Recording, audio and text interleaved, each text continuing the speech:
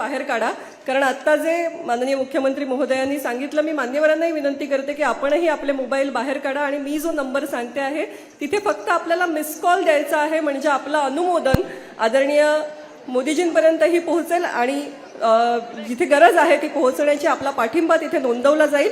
Number लक्षात घ्या, 9667133333.